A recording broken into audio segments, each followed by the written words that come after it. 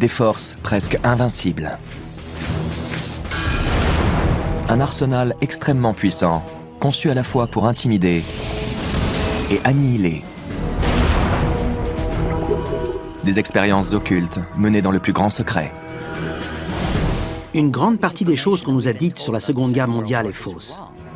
Adolf Hitler s'est-il, comme certains le pensent, secrètement inspiré d'un savoir-faire venu d'une autre planète pour mener à bien son funeste plan, conquérir le monde? Les nazis cherchaient une technologie qui avait appartenu aux anciens. Et l'armée allemande a-t-elle développé un arsenal d'armes dites miracles sur la base de technologies extraterrestres avancées? Il n'était pas seulement capable de déjouer la gravité, il pouvait manipuler le temps. Des millions de gens du monde entier sont convaincus que les extraterrestres sont descendus sur Terre. Et si c'était vrai? Des extraterrestres ont-ils modelé notre histoire? Et si c'est le cas, quel a été leur lien avec les nazis et la Seconde Guerre mondiale?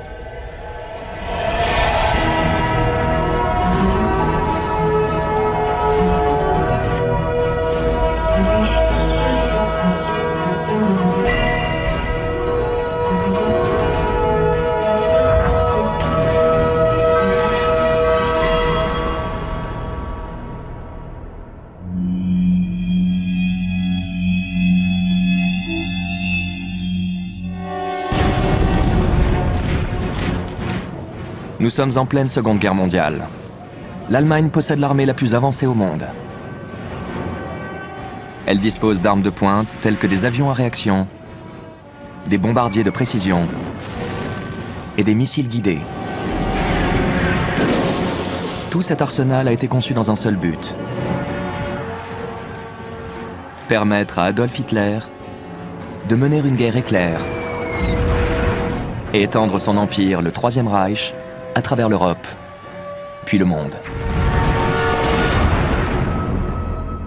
Les nazis ont développé deux armes d'une efficacité redoutable.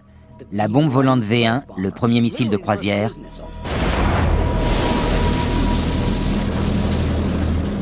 et le V2, le premier missile balistique. Le programme de fusée allemand avait plusieurs années d'avance sur celui des nations alliées. À la fin de la guerre, les nazis étaient en train de développer l'A-10, appelé également New York Rocket. Cela donne une idée de ce qu'ils avaient en tête. Le Mars Rocket était aussi en cours de développement. Alors on peut dire qu'ils avaient de grandes ambitions. Les scientifiques allemands sont enviés dans le monde entier, même par leurs ennemis. Mais quelle est la source de leur incroyable réussite? Sont-ils tout simplement plus brillants que leurs homologues étrangers? Disposent-ils de ressources et de fonds plus importants pour leurs recherches? Ou sont-ils, comme certains partisans de la théorie des anciens astronautes l'affirment, guidés par d'autres forces, potentiellement extraterrestres? Hitler affirmait qu'il avait accès aux technologies les plus avancées et qu'il allait remporter la Seconde Guerre mondiale. Alors on peut se poser la question, qu'est-ce qui permettait à Hitler de déclarer avec autant d'assurance, devant des foules de partisans, qu'il allait ni plus ni moins conquérir le monde?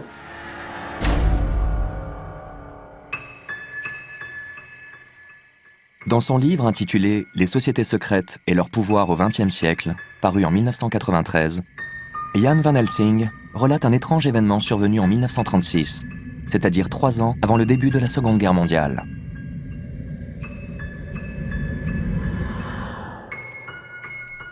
Selon l'auteur, ce matin-là, les résidents de la banlieue de Fribourg, petite ville de la Forêt-Noire allemande, se seraient réveillés au son de ce qui semblait être un grave accident d'avion. Mais lorsque les enquêteurs seraient arrivés sur le site de l'accident, ils auraient trouvé un étrange objet de forme circulaire. Et à l'intérieur, des corps semblant appartenir à des créatures venues d'un autre monde.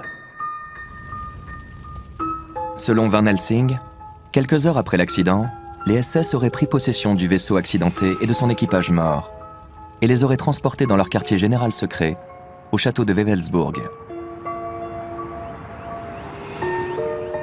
Là, les scientifiques nazis auraient entrepris d'étudier la technologie trouvée à bord de l'appareil endommagé. Mais peut-on affirmer avec certitude que cette navette spatiale a réellement existé? Et si c'est le cas, est-il vraiment possible d'en extraire la technologie?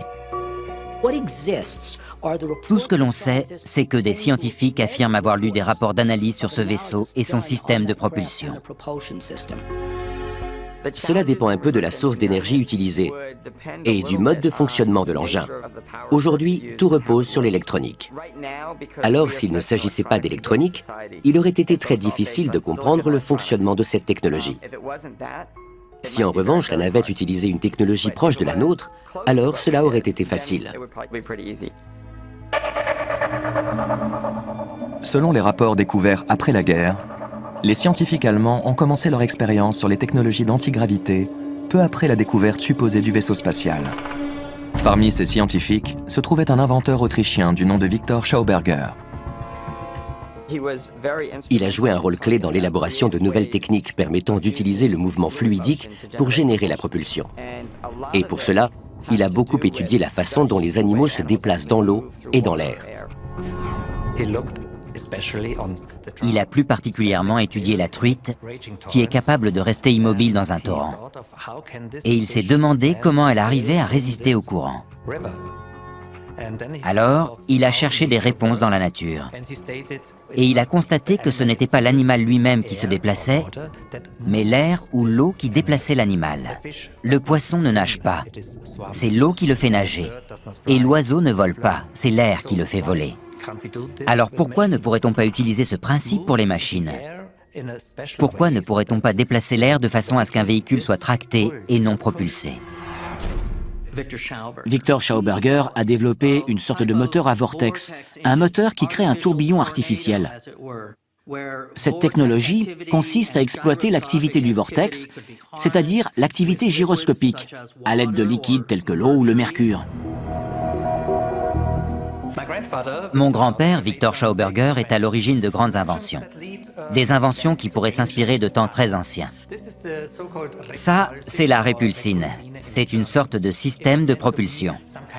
Elle est conçue pour être montée verticalement sur un sous-marin ou un avion et créer un champ que Victor Schauberger appelait vide biologique.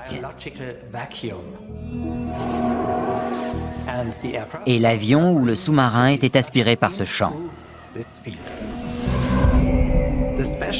À cause de la forme de cet engin, on a souvent dit que Victor Schauberger était l'inventeur des soucoupes volantes. Le système de propulsion inversée de la répulsine semble alors révolutionnaire. Mais Victor Schauberger pense avoir redécouvert une technologie que les anciens possédaient déjà. Victor Schauberger fait également référence à de vieux textes indiens. Selon lui, si on lit entre les lignes, il est question d'un magnétisme fluidique permettant de contrer la gravité. Selon les premiers textes sanscrits découverts en Inde, des engins volants appelés Vimana utilisaient un système de propulsion similaire il y a des milliers d'années. Les scientifiques allemands considéraient-ils eux aussi les textes anciens, comme la Bhagavad Gita, non comme des mythes et des légendes, mais comme des sources de données historiques et scientifiques? Les Allemands étaient les plus grands spécialistes de l'Orient au monde. Alors ils ont traduit les anciens textes sanscrits en allemand. Les Allemands étudiaient les anciens textes indiens et les Vimana leur étaient familiers. Alors, en s'appuyant sur ces connaissances, ainsi que sur la technologie du vortex et sur les données recueillies grâce au supposé ovni qui s'était écrasé dans la forêt noire en 1936, ils ont imaginé leur propre soucoupe volante.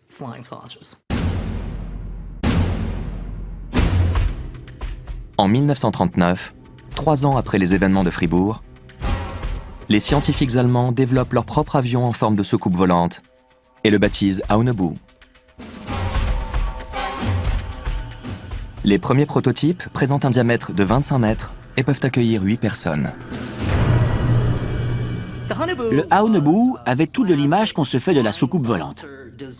Il était surmonté d'une coupole en verre et la base était constituée d'un dôme de grande taille. C'était un système de foudre globulaire embarqué. Ces deux dômes produisaient des électrons et des positrons. En migrant vers le haut de la sphère, les positrons engendraient un phénomène de lévitation.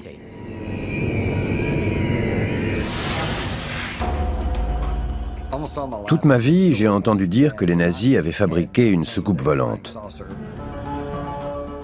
Je pense qu'ils étaient en contact avec des intelligences non humaines et que ces intelligences non humaines leur ont donné la technologie avancée qu'ils ont développée jusqu'à la fin de la guerre. Mais combien sont-ils dans l'entourage d'Hitler à croire à l'existence d'une vie extraterrestre? Quel est leur lien avec le Führer? Et jusqu'où sont-ils allés pour entrer en contact avec ces êtres? Le svastika. Cette croix s'inscrivant dans un carré est devenue le symbole ultime du régime nazi.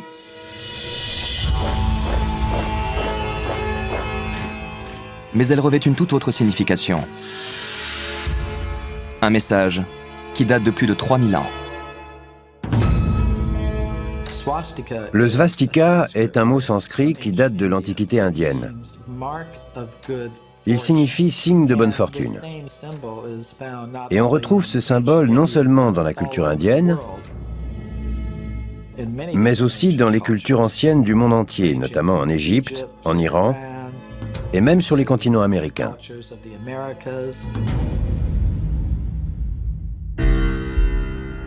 Au cours des années 1930, Adolf Hitler et le parti nazi érigent le svastika en symbole de la race aryenne et de son combat pour la victoire.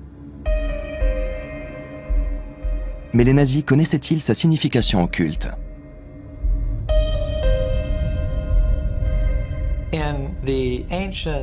Dans les anciens textes sanskrits, le symbole du svastika est associé à des êtres venus d'un autre monde, notamment le dieu hindou Brahma. Il est souvent utilisé dans le cadre du culte et apparaît dans les temples dédiés à des créatures extraterrestres.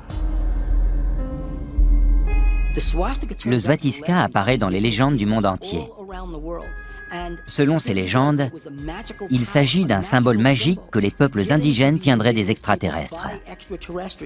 Il donne à ces peuples le pouvoir de chasser l'ennemi, de vaincre le mal, et non seulement de survivre, mais aussi de dominer le monde.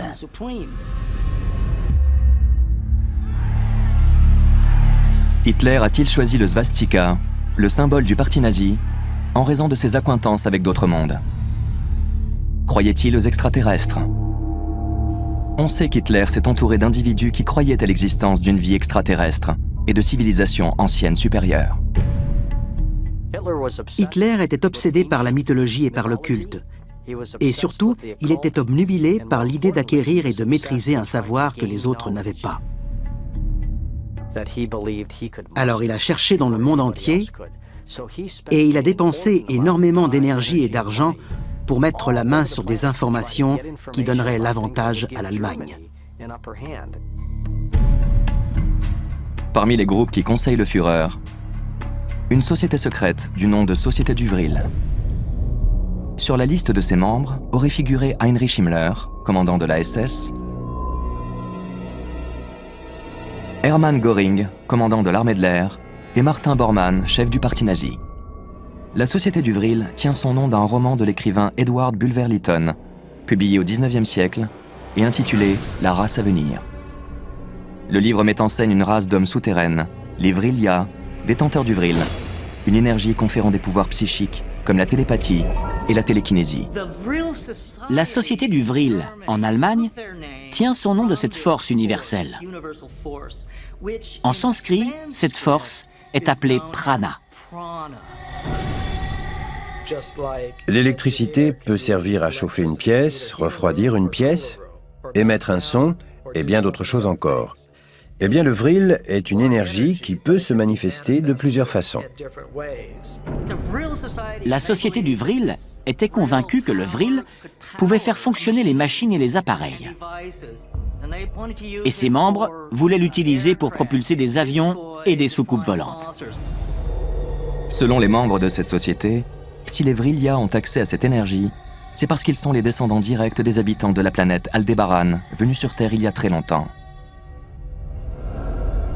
Et les membres de cette race pure et supérieure sont les Aryens.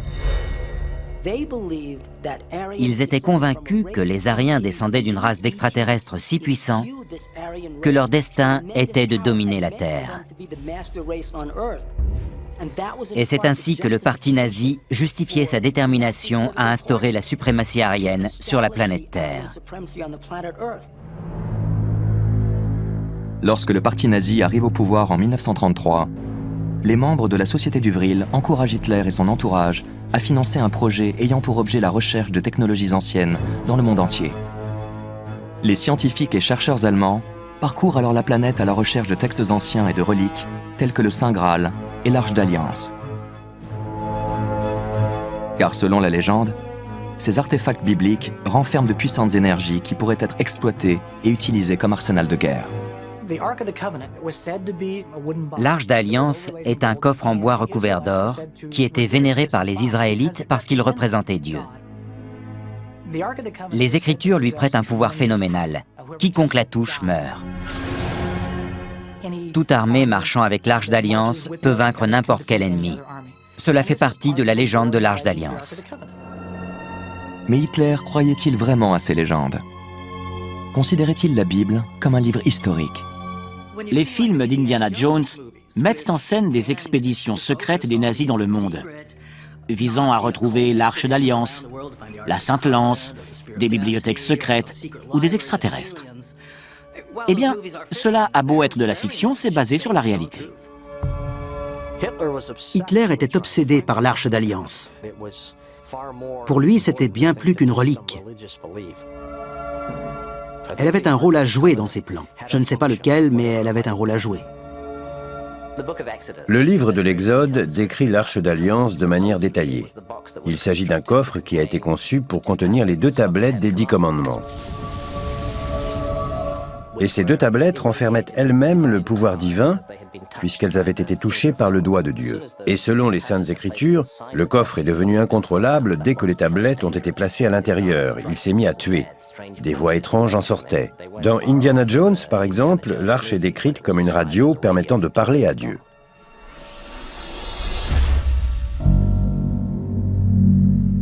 Heinrich Himmler, commandant de la SS, fait venir des médiums qui prétendent pouvoir contacter les extraterrestres au château de Wewelsburg, le siège de la SS. L'une d'entre elles, Maria Orsic, est un membre influent de la Société du Vril. Maria Orsic était à la tête d'un groupe de femmes appelé les Vrilrinnen, les membres féminines de la Société du Vril. C'étaient de belles femmes, dotées d'une très longue chevelure, car elles pensaient que les cheveux agissaient à la manière d'une antenne, captant l'énergie universelle du Vril. Elles pensaient qu'il y avait des forces extraterrestres, des forces non humaines sur la planète Terre. Et ce sont elles qui ont inspiré les premiers avions de forme circulaire sur la base des images de soucoupes volantes. Elles ont influencé Schauberger et d'autres inventeurs, et les ont encouragés à essayer de faire voler des engins de forme circulaire à travers une forme d'antigravité, de lévitation. Les Allemands avaient une telle avancée technologique sur les Alliés qu'on a affirmé qu'ils avaient été aidés par les extraterrestres. Hermann Oberth, un physicien qui faisait partie du programme de roquettes allemand, a même dit, je cite, « Nous avons été aidés par des êtres d'un autre monde ». Est-il possible que les nazis aient été en contact avec des forces extraterrestres? Et si tel était le cas, les Allemands ont-ils reçu d'autres technologies avancées de leur part? Enfin, Hitler était-il sur le point de développer l'arme la plus redoutable de toute l'histoire de l'humanité?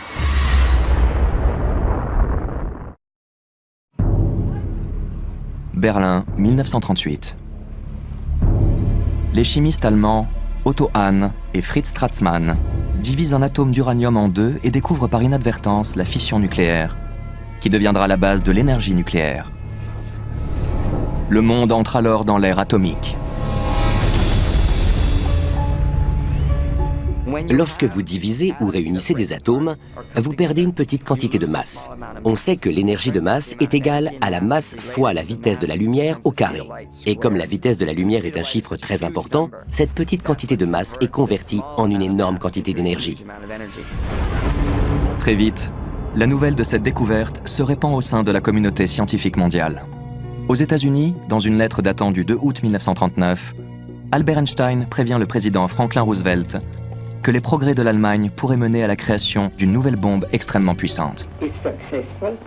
Si cela fonctionne, l'irradiation de l'atmosphère et l'annihilation de toute vie sur Terre deviendra techniquement possible. Comment les scientifiques allemands ont-ils réussi à faire cette découverte avant les autres? D'ailleurs, s'agit-il vraiment d'une découverte? Ou se sont-ils appropriés une ancienne source d'énergie d'une puissance inimaginable?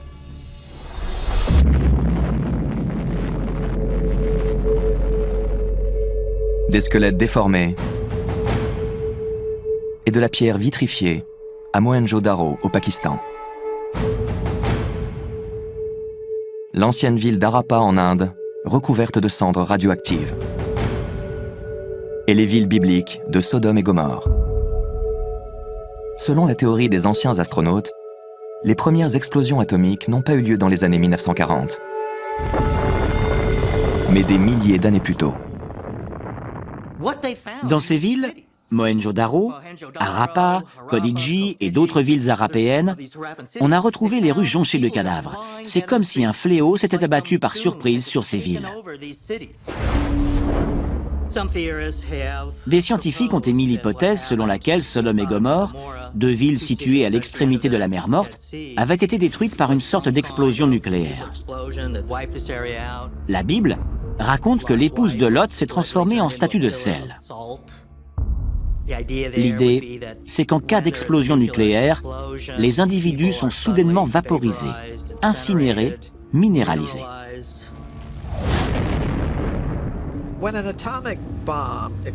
Lorsqu'une bombe atomique explose, la température est si élevée que le silicone contenu dans le sable fond pour prendre la forme du verre. Certains affirment que l'on a retrouvé des champs de verre fondu dans certains pays, comme en Inde. Si ces champs existent vraiment, cela confirme ce qui ressort des textes sanscrits, à savoir que les civilisations de cette époque possédaient bien des armes similaires à nos armes nucléaires d'aujourd'hui, et ces armes étaient appelées Brahmastra. Selon les textes hindous, les Brahmastras viennent des dieux. Mais qui étaient ces êtres au pouvoir surnaturel? Beaucoup de ces dieux hindous n'ont pas une apparence humaine. Dans les descriptions qui en sont faites, ils ont généralement la peau bleue, et il pourrait très bien s'agir d'extraterrestres.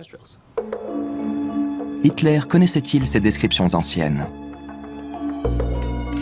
Est-ce cela qui a motivé les expéditions archéologiques et scientifiques des nazis en Inde et en Afrique? Les nazis cherchaient quelque chose. Ils cherchaient une technologie que les anciens avaient possédée et dont nous avions perdu la trace. Ils étaient bien déterminés à la retrouver, et vite. Dans la mythologie orientale et indienne, il y a des djinns.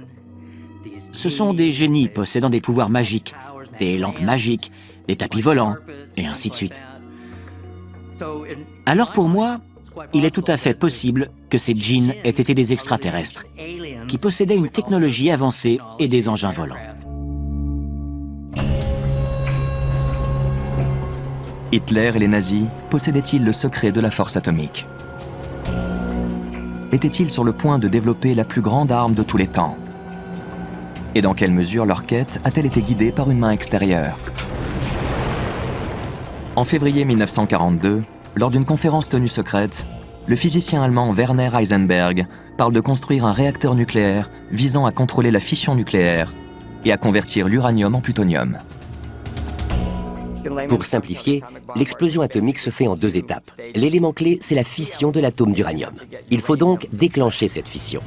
Puis, il faut avoir ce qu'on appelle une masse critique, c'est-à-dire une masse suffisante pour que lorsque la fission se produit à un endroit, elle engendre une autre explosion, puis une autre et encore une autre.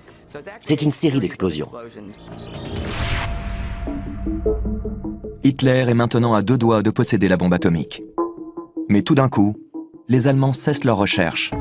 Pourquoi ont-ils abandonné leur programme atomique? Les explications varient. Pour la plupart des historiens, C'est parce que les recherches étaient extrêmement coûteuses et nécessitaient la mobilisation d'un important contingent scientifique. Quelques autres pensent que les scientifiques allemands n'avaient pas le savoir-faire nécessaire, ou même qu'ils ont saboté le projet par peur de voir une telle arme tomber aux mains d'Hitler. Les Allemands étaient à deux doigts de développer une arme qui leur aurait permis de remporter la guerre. Heureusement que nous les avons vaincus, parce que s'ils avaient réussi à finaliser cette technologie, on parlerait tous allemand alors qu'il est. Mais les scientifiques allemands, comme certains le suggérèrent, se sont-ils désintéressés de l'arme atomique au profit d'une autre arme, plus avancée encore? Une arme qui aurait permis aux forces d'Hitler de voyager à la fois dans l'espace et dans le temps.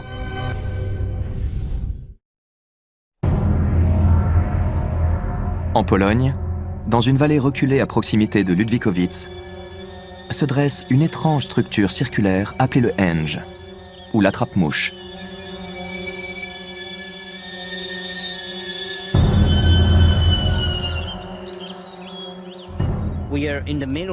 Cette vallée a été occupée par les SS et transformée en centre de recherche et de développement occulte. Ce centre était extrêmement bien gardé. Dans la vallée, il y a 3 cercles de sécurité qui délimitent 3 zones spécifiques.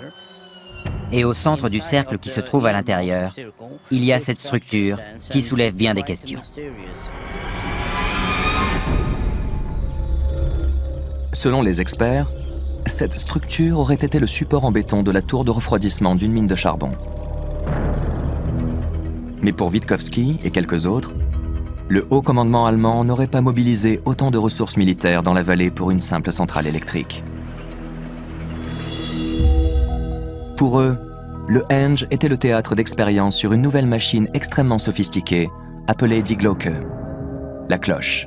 La cloche, ou Die Glocke, comptait probablement parmi les projets les plus secrets du Troisième Reich. Ce projet était si jalousement protégé qu'on ne sait même pas si Hitler était au courant de tout.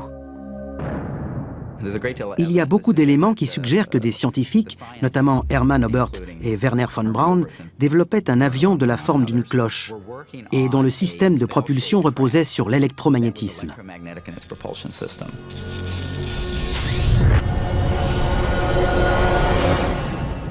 Pour certains, c'était la Wunderwaffe, l'arme miracle. Une arme si puissante, si novatrice, qu'elle aurait pu changer le cours de la guerre jusqu'à la dernière minute, lorsque les Soviétiques approchaient de la Pologne. Ça aurait pu tout changer. Les croquis retrouvés montrent un engin doté d'un revêtement en céramique et mesurant 3 mètres de haut et 1,50 m de diamètre. Son fonctionnement semble contredire les principes de l'aérodynamique moderne. Le problème avec la forme de cloche, c'est qu'elle n'est pas assez aérodynamique pour se déplacer latéralement, en avant et en arrière. Parce que la surface transversale de l'engin est très importante, si bien qu'il oppose une importante résistance. Alors c'est idéal pour se déplacer de haut en bas. Mais si vous voulez avancer, c'est plus compliqué. Mais si la cloche n'est pas un nouveau type d'avion, alors de quoi s'agit-il? Selon certains adeptes de la théorie des anciens astronautes, il pourrait s'agir d'une machine à voyager dans le temps. Il existe des vortex appelés solitons, des vortex isolés du monde extérieur sur le plan électromagnétique. Des recherches et des expériences récentes ont montré que le lien entre la gravité et la physique électromagnétique était beaucoup plus important que les scientifiques l'ont longtemps pensé. Les lois de l'univers sont telles que si vous avez le bon champ électromagnétique et une très haute tension, et que vous créez un certain type d'impulsion, vous pouvez obtenir des phénomènes très étranges.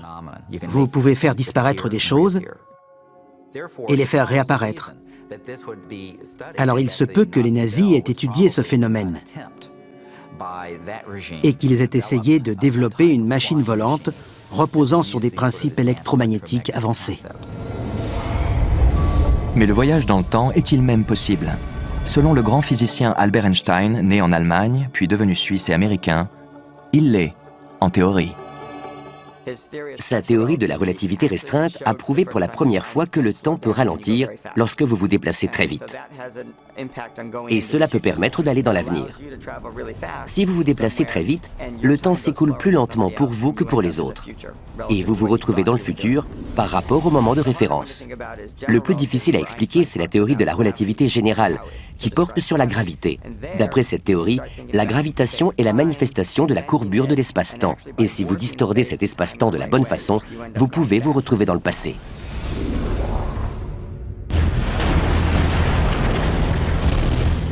Il n'existe aucun écrit indiquant que la cloche a été utilisée pendant la guerre. Mais lorsque les forces alliées arrivent en Allemagne, le projet et son commandant, le général SS Hans Kammler, disparaissent soudainement.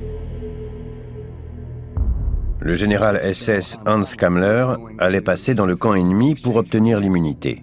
Mais à la fin de la guerre, il a disparu. Alors on peut se demander où il est allé et ce qu'il a pris. Moi, je pense qu'il a pris la cloche. A-t-il créé un trou noir? A-t-il créé une porte des étoiles? Car c'est ce que les nazis étaient en train de faire. Kammler et les nazis ont-ils utilisé la cloche pour échapper à la justice et se réfugier dans une autre époque ou sur une autre planète? Les autres membres du projet, quant à eux, ont connu un sort plus funeste. Les ingénieurs qui avaient participé au projet de la cloche ont été exécutés par les SS. Hitler ne voulait pas que cette technologie tombe aux mains de l'Orient ou de l'Occident.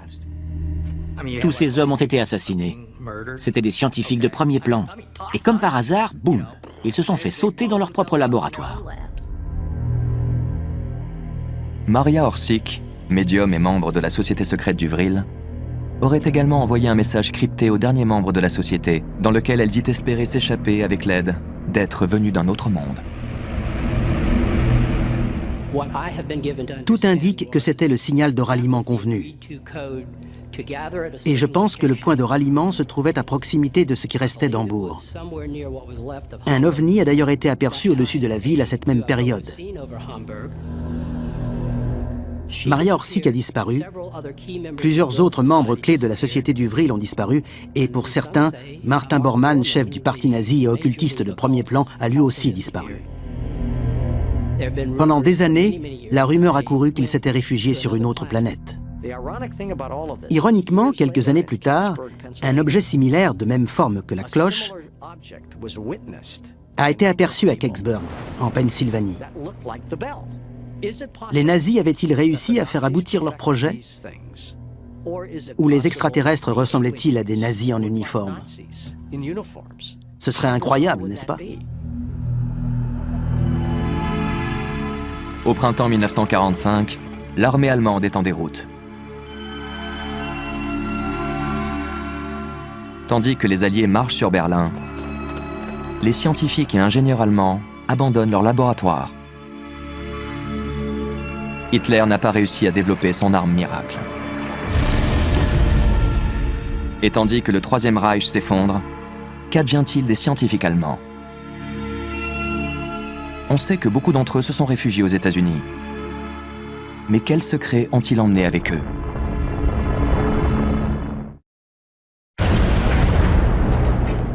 Le 30 avril 1945, tandis que l'étau se resserre sur Berlin, Adolf Hitler se donne la mort. 2 jours plus tard, la ville tombe aux mains des Alliés. Le 7 mai 1945, l'armée allemande capitule sans condition. Mais beaucoup de dirigeants nazis disparaissent. Et certains ne seront jamais retrouvés.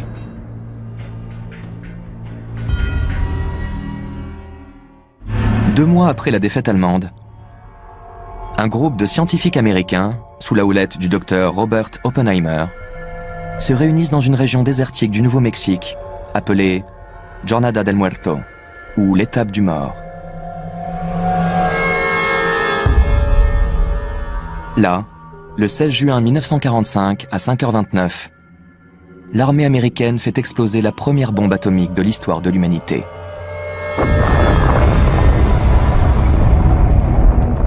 Mais comment les Américains ont-ils acquis cette technologie? L'ont-ils développé eux-mêmes? Ou ont-ils eu accès aux mêmes textes sanscrits que les Allemands, décrivant des armes puissantes et des vaisseaux extraterrestres? Cela n'a jamais été nié par les chercheurs. Le docteur Axel Stoll, un physicien allemand, a effectué une traduction technique de certains textes sanscrits et y a cherché des éléments permettant d'établir un lien avec les engins circulaires construits par les Allemands pendant la Seconde Guerre mondiale. Alors c'est une possibilité.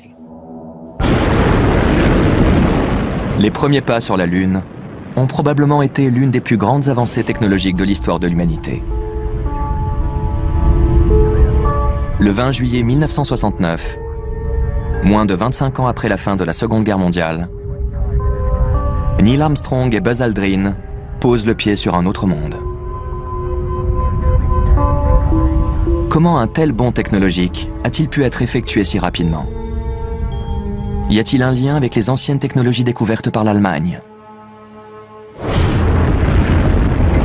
Si vous réfléchissez à toutes les technologies dont nous disposons aujourd'hui, il n'y en a pas une qui n'ait pas été mise au point ou qui n'ait pas été perfectionnée par les Allemands sous le Troisième Reich.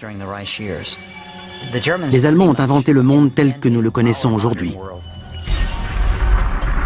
Après la fin de la Seconde Guerre mondiale, un grand nombre de scientifiques, d'ingénieurs et de techniciens allemands sont capturés et conduits aux États-Unis dans le cadre d'une opération secrète baptisée Paperclip. Paperclip est une opération menée par le gouvernement américain en vue d'exfiltrer les scientifiques allemands et de les recruter pour les faire travailler soit dans l'armée, soit dans l'industrie américaine.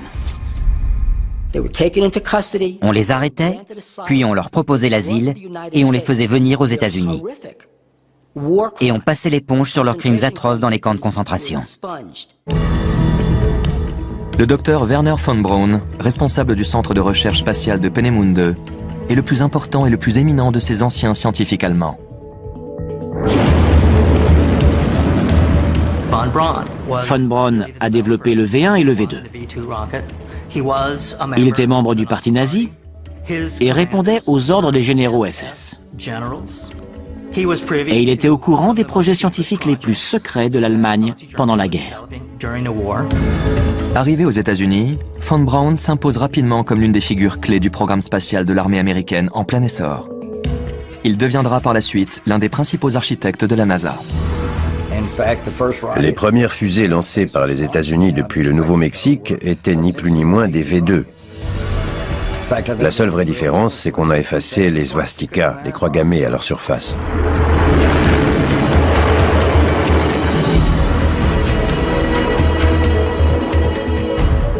Quand j'y pense, toute cette course à la conquête de l'espace n'était qu'une immense mascarade, parce qu'il n'y a jamais eu de programme spatial américain ni de programme russe, mais il y a eu un programme spatial allemand.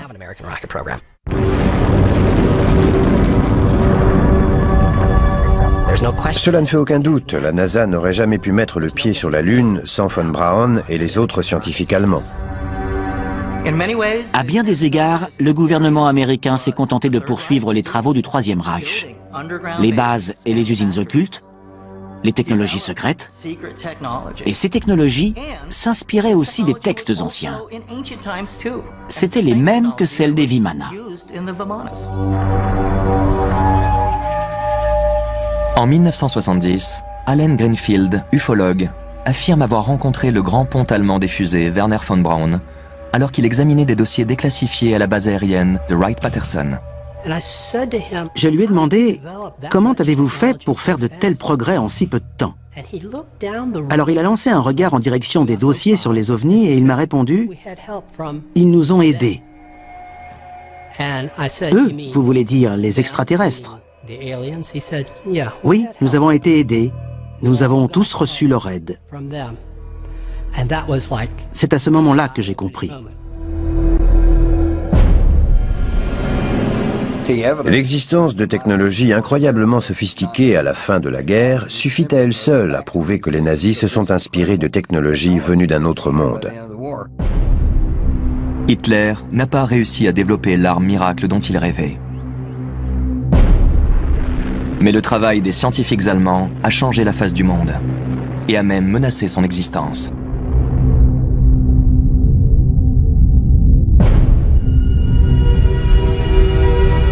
La technologie qui nous a permis de conquérir l'espace pourrait-elle réellement résulter des recherches extraterrestres? Et si des extraterrestres ont par le passé possédé des armes de destruction massive, que sont-elles devenues? Les extraterrestres ont-ils été victimes de leur propre supériorité intellectuelle? Et si c'est le cas, connaîtrons-nous le même sort? Seul le temps et l'espace nous le dira.